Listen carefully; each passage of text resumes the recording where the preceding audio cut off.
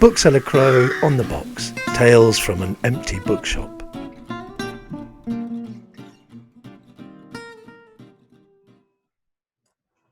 Okay, I think we're recording. Good evening and welcome to this evening's empty bookshop, where I welcome Christabel Kent. Christabel is the author of, if I've counted right, 15 previous novels, which is more than Hemingway, I think. Infinitely better quality, obviously, also. And once the Loving Husband was a Richard and Judy bestseller, and she got to be interviewed on national television by Richard. And now here she is with me. Yeah, I like this better. Don't worry. The Vipera is her 6th crime novel set in Florence, where she sometimes lived and where she now joins me from. The book features... Hello. Are you in Florence? I am, yeah. I tried to get I wanted to show you the bell tower that I could see out the window, but there was too much light if I turn, so you can see its reflection in that window behind me. There you go, Florence. That's a bell tower where Michelangelo hid from the French. Okay. Absolutely true. Yeah.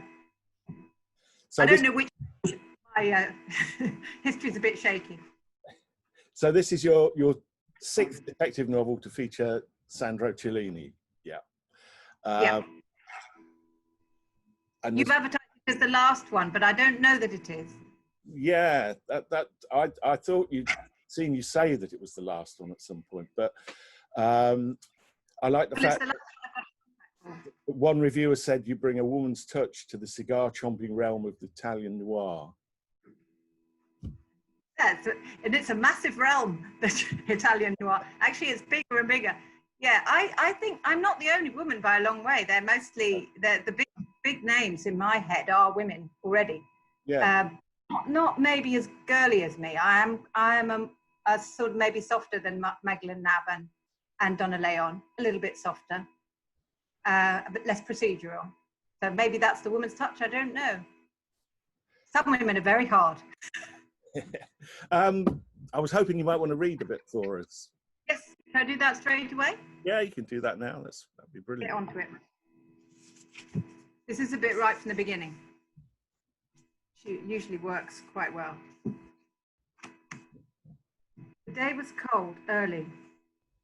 He went in through the side gate more out of long ago habit than any fear that he would be detained for trespassing after all this time.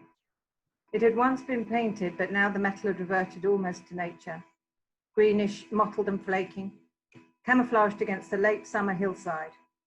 But it didn't creak for once. Carefully he latched it behind him with a gloved hand. The sky curving over them was pale, streaked with morning pink, autumn in the air. Via, he said, hoarse, throwing his hands out. And Gelsomina ran ahead, panting, nose down, ears flopping in the leaves that carpeted the hill that climbed behind the house. There were truffles here, but she'd always been a stupid dog. The thought made him laugh, the old joke and the hound.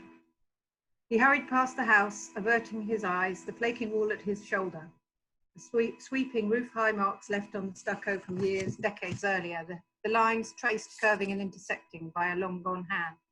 He experienced an uneasy shifting of relief when he started the climb and left it behind, although it had been empty for years.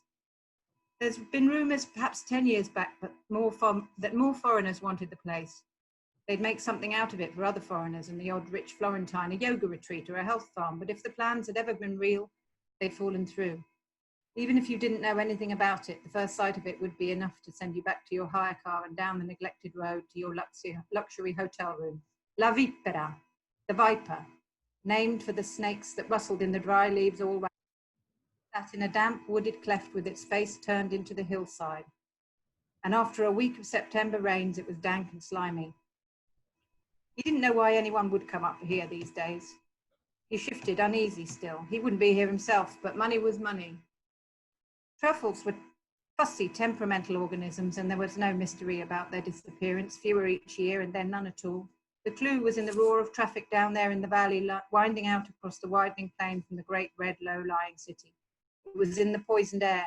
They had signs now on certain days, illuminated signs at the entrance to Florence, forbidding traffic, But the fewer truffles there were, the higher the price. Up the hill ahead of him, under the trees, Gelsomina moved between the mossy stones, her rear end wagging with excitement. He paused and turned as the dog raised her head and ran on after the scent. He looked back down the hill. A mist had drifted in after him. It hung in the dark canopy of the forest, and most of the house sat invisible below it now. Only a corner of the red roof jutted out, half caved in, where a storm had knocked the chimney down 4 or 5 years earlier. The whole place should have gone then by rights, but it seemed to hold on through the rains, a heavy snowfall, blistering summers, doggedly, maliciously, it endured. He turned back uphill and whistled for the dog. Silence. He walked on until the roof of a tiny shepherd's hut appeared. Although the mist had crept higher, it clung, leaving a sheen on the summer-darkened leaves. He could have done this with his eyes closed, never mind the fog. He knew each stone. Mina! He bellowed, angry, waiting for the rustle of the old returning bitch, his hand out to administer a clout to her stupid head. When still he heard nothing, he stopped and raised his head, sniffing the air. His heart rate didn't rise. There wasn't much would cause that at his age, but he felt an adjustment all the same, a shift in chemical composition as his body turned itself, like a sunflower to the sun, towards the threat. He walked on steadily uphill. She was gone. He knew that before he pushed aside the door that hung from one hinge and saw her lying there on the dirt floor with her teeth bared. But because he'd long since consigned emotion to the category of wasted energy, he just stood there in the doorway and waited for what would come next. It wasn't in the end what he expected. The last thing he experienced as he stepped into the hut for a closer look at what sat in the shadows was surprise, which some would have considered more than he deserved. There you go. Brilliant. Thank you. It's a very good start to a very good novel. When did you first meet Sandro? Because you've been writing the series for more than 10 years, I think. 12 years. 12 and a bit. He came into the previous novel. I wrote four novels set in around Italy, and the fourth of them, A Florentine Revenge, had Sandro's wife in it. I met Sandro through Louisa, who is his wife, and she was based on somebody I had seen and didn't know very well. Well, I didn't know at all, but she was a very Italian-looking, sort of square, black-haired woman of late middle age, who wore the uniform that even 15 years ago, women working in shops in Florence wore, this uniform of black cardigan and white shirt. And she was very proper and very, like many Italians I know, very orderly. And I suppose she entered my consciousness, and I began to make up stories about her, as you do, because she was very unlike me. And she'd been kind to me, I think, on 1 or 2 occasions, given me a discount or something. But she was a very no-nonsense person. So she drifted around in my head, and then she came out as Louisa. And then Louisa, often when I begin a novel, I don't really have much more than a place and a person. And she struck me as somebody who might have had some tragic aspect to her life, because most people have. She might have had a sadness inside her, and most people have. Whether the world would consider it a big sadness or a small sadness, and I consider her sadness huge and completely invisible, because she lost a child 3 days after its birth and never had another. But that is in one sense commonplace, in another sense a vast thing for a human being to endure. So that was Louisa.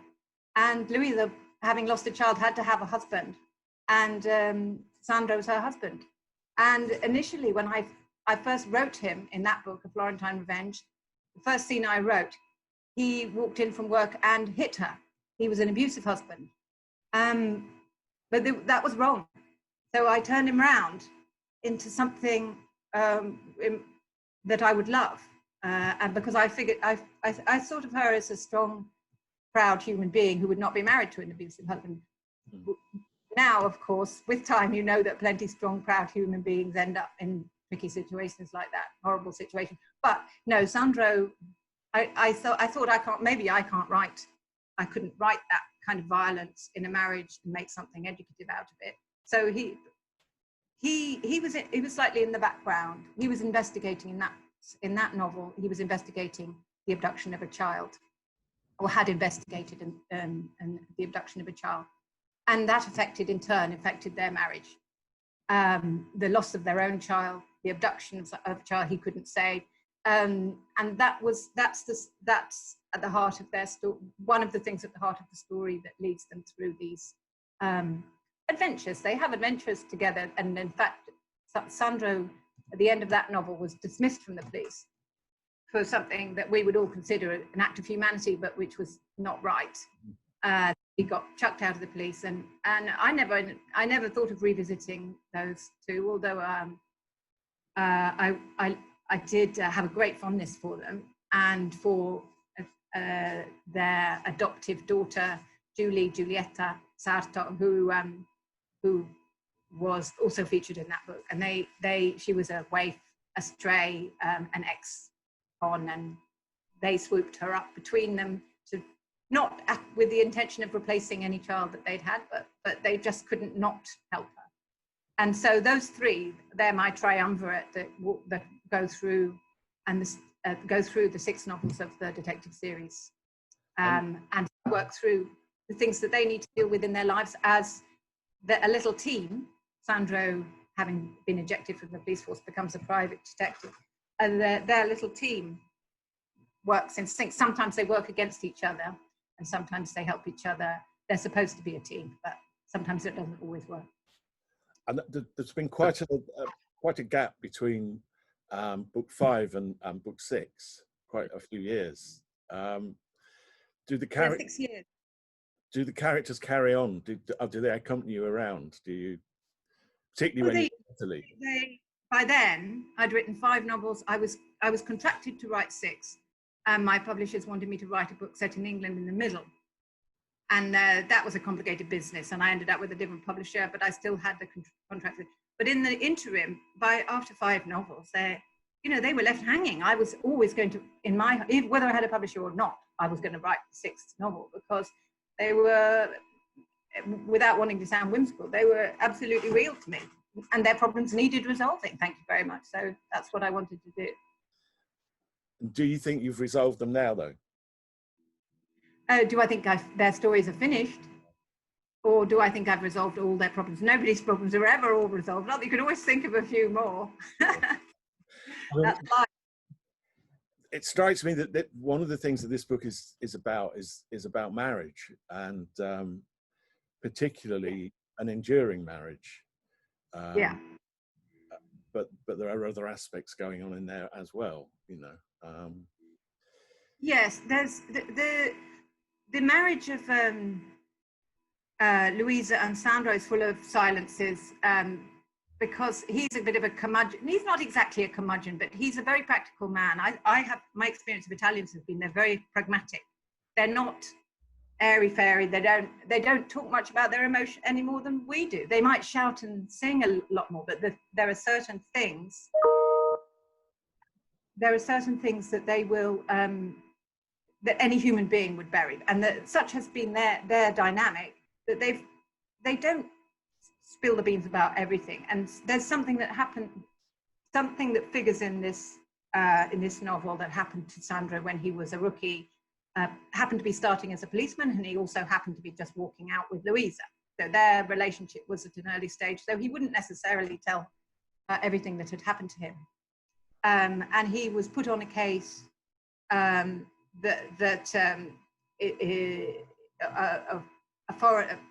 he was put on a case that figures in this novel 40 years later. He was put on a case of some jealous or angry or simply suspicious neighbor of a group of foreigners living in an old farmhouse, dobbed them in for immorality, vaguely, selling young girls. Mm-hmm. And Sandro, as a young policeman, goes along with an old sexist policeman to talk to these young foreign, largely women. There's one man, and I think there's 5 women, 5 or 6 women, I can't remember anymore, in this house that is a commune. And I was quite interested in Sandro, this young, upright, honest young man who's just starting out in this very masculine world, and trying to make his way. He's a good man. He's a very good man. And he walks into this. It's not like fairyland. It's a different world. It's in his countryside. It's in his landscape. This farmhouse contains people he has no experience of. They live their lives in a way he doesn't understand at all. They're young women from Northern Europe. It's Swedish. There's a Canadian woman. There's a French woman, and there's the Johanna Nielsen, who is the Danish heiress who's running the place. And he looks at them as if they are creatures from another world. And it is like going into the underworld in a way for him. It's somewhere dangerous for him, this farmhouse. More dangerous to him as a young innocent than to the sexist old policeman who walks in with him, who doesn't give two hoots about, you know, the sensibilities of anybody. So yeah, Sandro gets, I think of it as a place full of a kind of hazy light. He walks in and nothing, the light, everything is different. Everything looks different suddenly. And yeah, so that something happens in there. And of course he doesn't talk to Louisa about it because they've only just started going out. And then he never talks to anybody about it. And then 40 years later, Johanna Nielsen her body is found. Although the commune broke up years ago, a body is found and it turns out to be hers right there above the old farmhouse.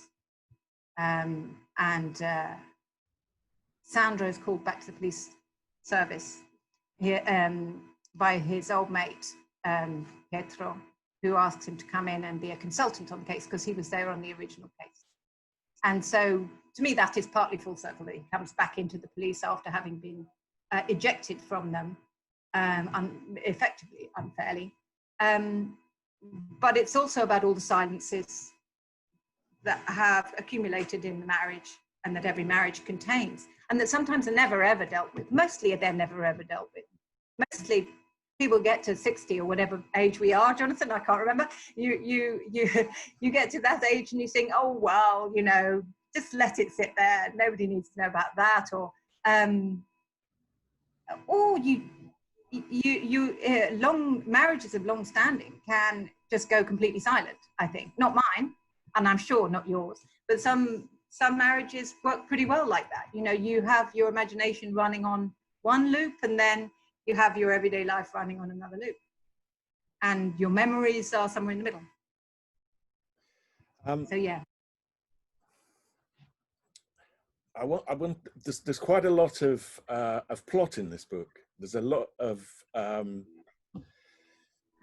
threads to it that you managed to pull together very well. Just. But I wanted to kind of ask you a bit about how you plotted, about the kind of practical nature of writing a book like this.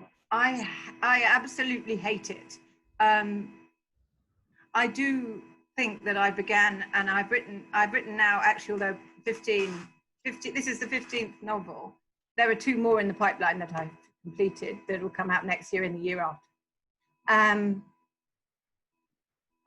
Plot, I sometimes think I went into murder because it just chucks a puzzle at your head and you have to unwind it. It throws a bomb into the thing and you have to snatch everything together. You have to tie everything up. And sometimes you think, sometimes it's never been impossible, but it's a very, very laborious process. It's like picking up stitches when your knitting has unraveled. It's hard labor is what it is. But mostly I don't know it in advance. So yeah, some novelists, some crime novelists, particularly with tricky, complicated plots, do sketch everything out. I have done that with all my English books, but I've never done it with Cellini. So I didn't do it this time. But yeah, in a way, it's not random, but in a way, I set the figures in the, and then I ask myself, how did they get there? Like talking heads. How did we get here? Yes, gradually fit things together. But the hardest part of that is to make it realistic, because essentially the crime novel is an unrealistic thing. I mean, it doesn't represent real life. I mean, most murders, as we all know, are fairly banal and unpleasant and not pretty, or this one isn't pretty, but they're committed out of stupidity or whatever. And I think I love the tricky windiness of plot, but it's seriously hard work to. This one was particularly hard because I thought I had an idea of where these people were and these bodies, there's more than one, were, and what time separated their deaths. And I had, my test was to find out why that was. And it's not as artificial as that sounds, in that you think, I believe that this happened. I believe that I can just see these bodies, and I know that there's a lot of hatred in their relationship, and I know that it's at the center of a big, complex, emotional drama. And it's just my job to work out where the lines go and tie them on one by one. That's basically, but it's really hard. I won't pretend it's easy. I absolutely hate it. I lie in bed thinking that doesn't work, or that's not realistic. You have to, to me, it's letting the whole thing down if a randomer comes in and does it. You can't, people will be angry with you. You have to make it have its own validity. It has to stand on its own weight. Do you end up writing more drafts of the Italian books than the English books? No, it's roughly the same. 2 drafts. Yeah. The last one, the next, yeah. I don't know what you count as a draft. I never ever call anything a first draft. I just think I finished it. Here it is. If it's the first, if I had to call it the first draft, I would say, because that would conjure the possibility of further drafts, and I think I think it all happens quite quickly, because I write a book a year, and in the year I wrote the Vipera, I wrote 2 books. You don't have enough time to do a whole load of drafts, so you have to get it quite right at the beginning. You have to. You can't have it a mess. If you've got to start another one 2 months later. I noticed that your next one, which is I thought I'd written it down. Maybe I haven't. Yeah, that's it. The Widower. That the next one that's listed. Yeah. It's already had a review from the Mail on Sunday that called it a superior slice of domestic noir. It's not coming out till next year. No, you can pre-order it in all good bookshops. That's very peculiar. Talking about my last. No, I'm sure that review, that line came from an old. Mustn't it? Yeah, but it's attached to the Widower. On. I'm not at all insulted by being called a superior slice of anything. I mean, does that in some way help you to write 2 books a year if you're switching between locations and? No, I've never written 2 books a year before, and I'm never going to do it again. Right. And I did feel that I could only do it under because I was writing a Sandro book, and I felt after 5, I think it's 5 domestic noir / psychological thriller, I massively felt the need of the big soft bed that is my Sandro Cellini series, which I don't want to say that it's a cushy number or that I spend less time on them, because as a rule they've taken exactly the same length of time. But because you've got the characters there already, you're working your way into a character, and that's hard. That's hard. If your single character is holding the whole novel, then that takes a huge amount of headspace, making that convincing and sympathetic character. Whereas I know these characters are convincing and sympathetic. To me, I never doubt them at all. Of course, critics may disagree, but to me, they're absolutely real. And the sense of writing a character that's not real is horrible. That's the worst thing in a novel. If you write something they've said or what they look like, and you keep changing their name, when the character is not real to you at all, then it's disaster. So you have to ditch that. So having a set of characters already that are real, that's like it makes life a lot easier. It's not so much about the setting, although the setting also is very helpful, because if you're writing a novel set in the Fenlands, there's a limited amount you can do in terms of giving your reader a sort of deeply pleasurable experience. Whereas if you want to nestle in the big soft pillows in Italy, it's quite easy. You can there's historical detail, or there's architectural detail, or there's the street names.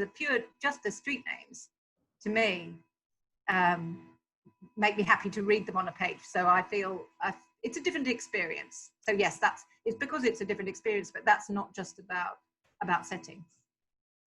Yeah, I mean, the Italian books seem, to my mind, you seem slightly more comfortable with them in that they're slightly more expansive and not as claustrophobic in a sense.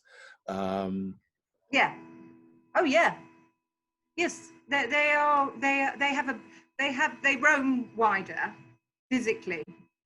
I'm going to have to pause a minute. Can I do that? Of course you can. Because my fucking Russian neighbor is playing Russian rock music very loudly. One moment.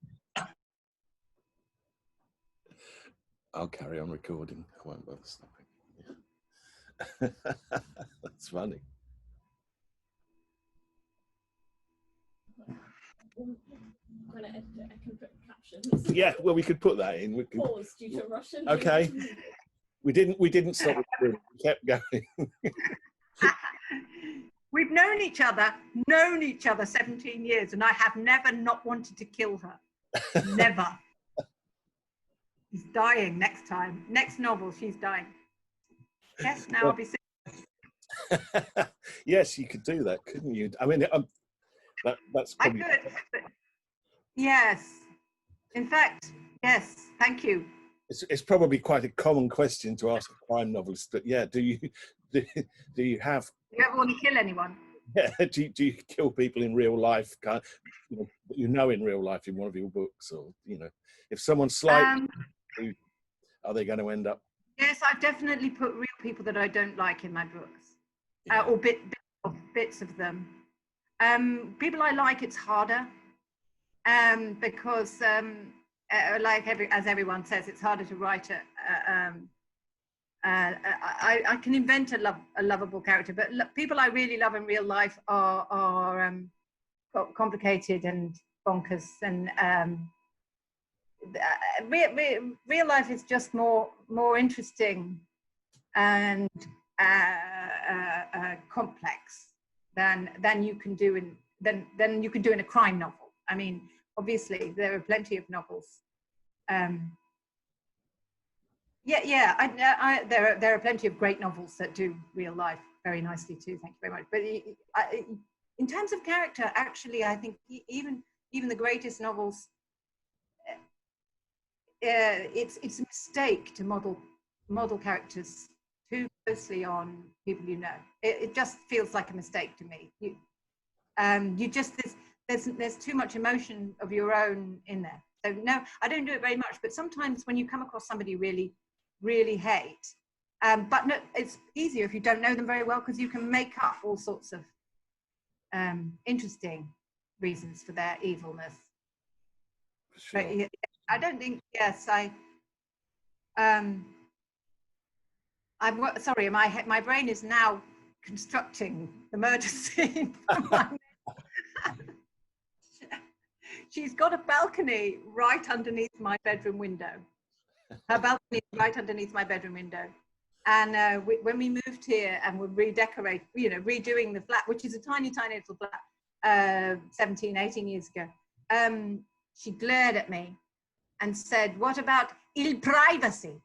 And I said, "Well, what do you want me to do? Block up the window?" And she said, "I can hear your husband snoring." And I said, "Tell me about it." and for ever since. And then she accused me of hanging underpants to dry in the window, which I had done, but only briefly for a short period. Not mine, my husband's, which possibly is a worse crime. But yeah, she wages ceaseless war against me, even though I'm only here for a couple of weeks. She could hear me talking, so then she turned on her music. Oh, Pity. brilliant.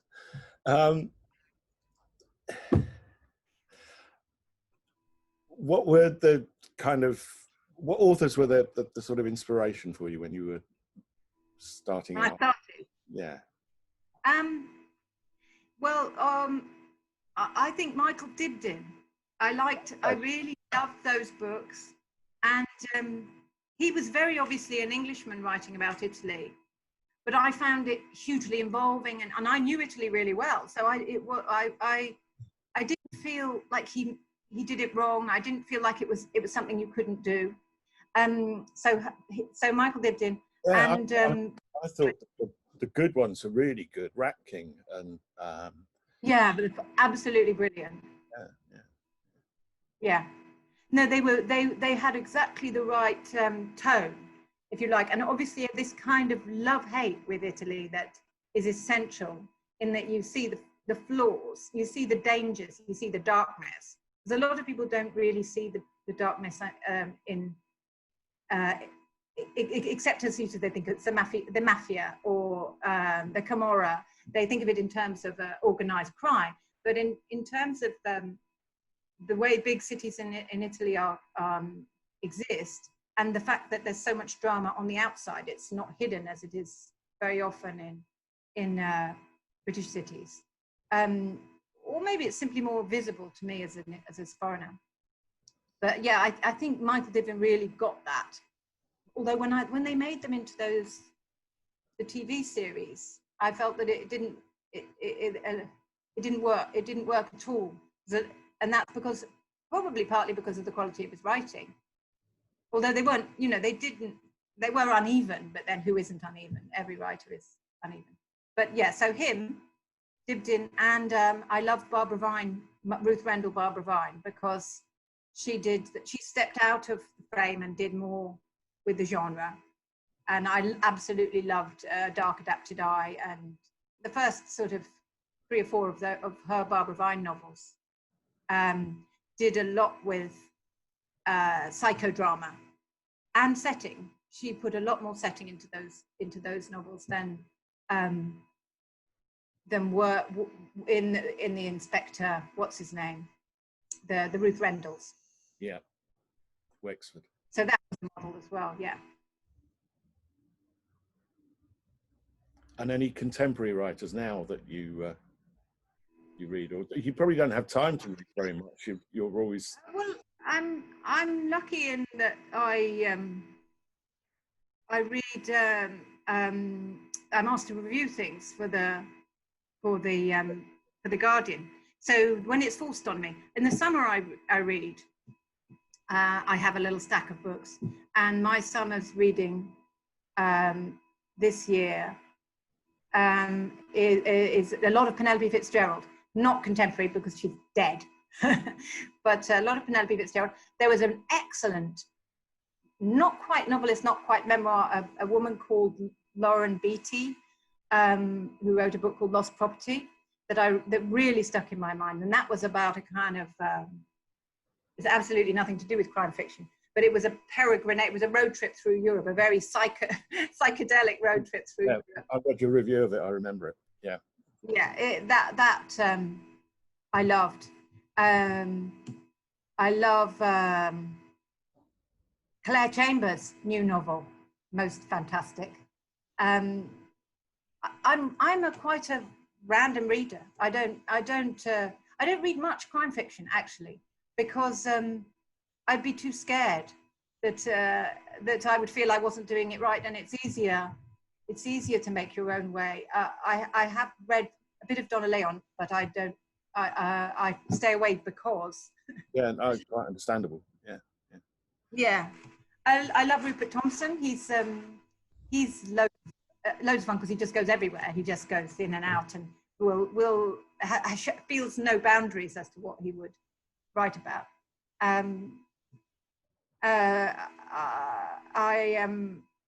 just wanted to review a book called Monogamy by Sue Miller, who I'd never heard of before. I read it the minute I got a proof of it and absolutely loved it. She's an East Coast American writer who's written a number of books and is published by Bloomsbury, and I'd never read her before, and I started on this book about a marriage, and was blown away by it. Like she reminded me of everyone I love, like Anne Tyler and John Updike, all mixed together, if you can imagine those two in a bag together.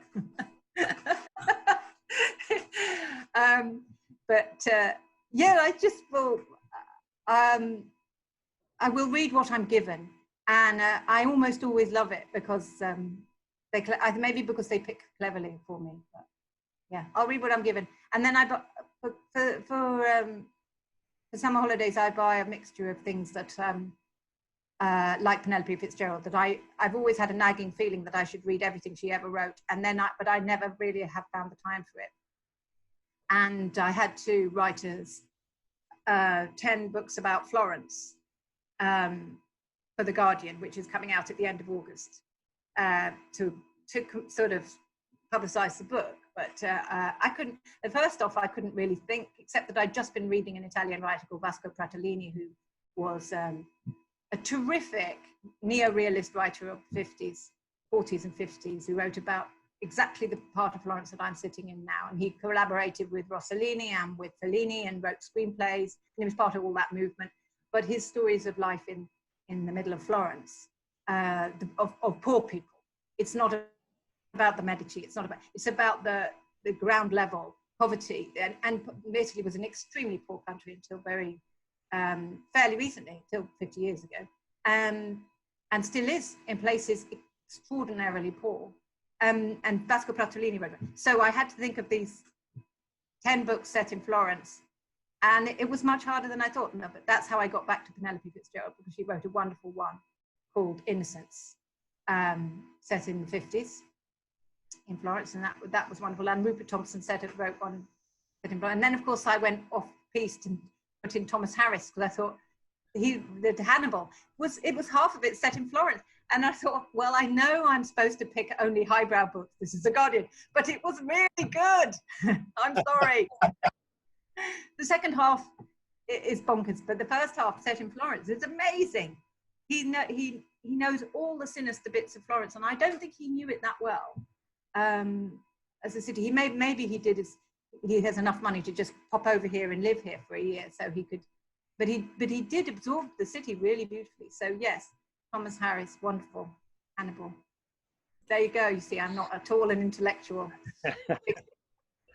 So you've got 2 books coming out, well, or finished already, and so yeah. So are you go on? I think I'm gonna. I tell myself it's like with my Instagram habit. I think, right, that's it. I'll never post another picture. It's just too much that my public doesn't want anymore. But I'm glad to have a bit of breathing space, which I've never had before, because I wrote 2 2 books in a year, and then they postponed one for next year. Well, pandemic, but also a load of things. So the Cellini's coming out this year, The Widower comes out next year, and the one I've just delivered will, I assume, be the year after that.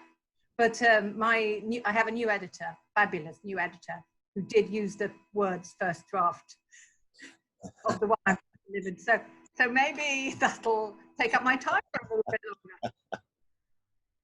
longer. Yeah, but it's nice to think that I don't have to sit down in September and write another one, because I've done that for 17 years. Is that that's when you start? That's your year, is it, from September? Yeah, I always, well, the first book I delivered it in the early summer, and or got the contract for it in the early summer, and the contract said, and I think most novelists with their first novel, this comes as a shock to them too, and the contract said, we want another one by this time next year. And I thought, it's, you know, I was 40 when I wrote that first novel. I thought, it's taken me 40 years to write this one. What makes you think I can write another one by this time next year? But of course that was the deal. So I signed the contract, came away to Italy for the summer. We stayed in an extraordinary place that we've actually been back to every year since. And we went to this place, and I thought, oh, well, I've only got a month to think of something, so I'll write a book set here. It was set in a very wild setting. And so ever since, in a sort of slightly superstitious way, I've thought, I need that month. Something will happen, I don't know what, but I need August. I'll be fine to sit down in September and write another one. And I always have been. Touch wood. But, and it's slightly unnerving to think that I don't actually have to, but it'll be nice to just lie about thinking, oh, maybe that's an idea. I quite fancy writing something historical. I quite fancy, and that would require me to read a few books, probably, or do whatever research is. I don't know, I've not done it really. But I'm hoping that writing something set in 1937 will require me to read a lot of really good novelists who wrote then, and there are a fair few. So maybe I'll just do a lot of reading. That would be good. But yeah, I'd like to write. My pet longing is, if you can think of a Jean Rhys, not heroine, downtrodden Jean Rhys heroine sitting in a bar in Paris, waiting for the next man to come along and the next drink to come along. And yet she's a crime solver.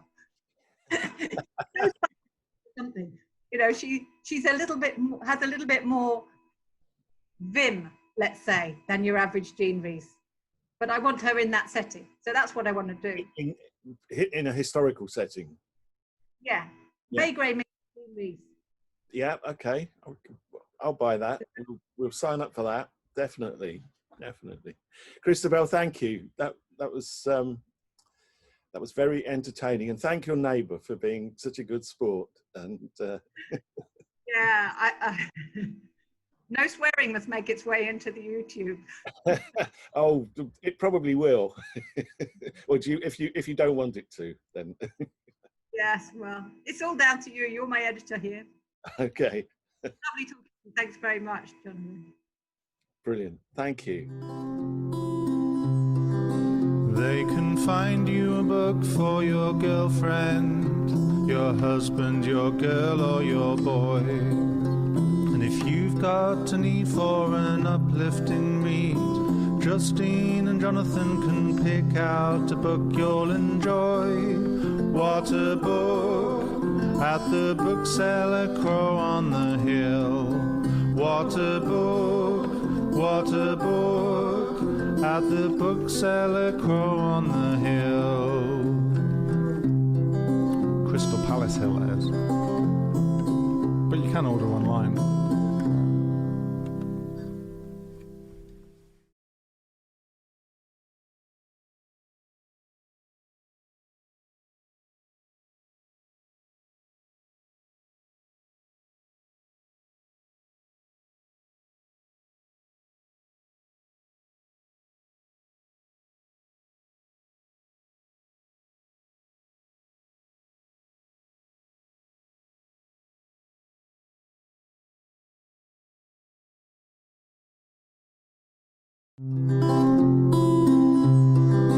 They can find you a book for your girlfriend, your husband, your girl, or your boy. And if you've got a need for an uplifting read, Justine and Jonathan can pick out a book you'll enjoy.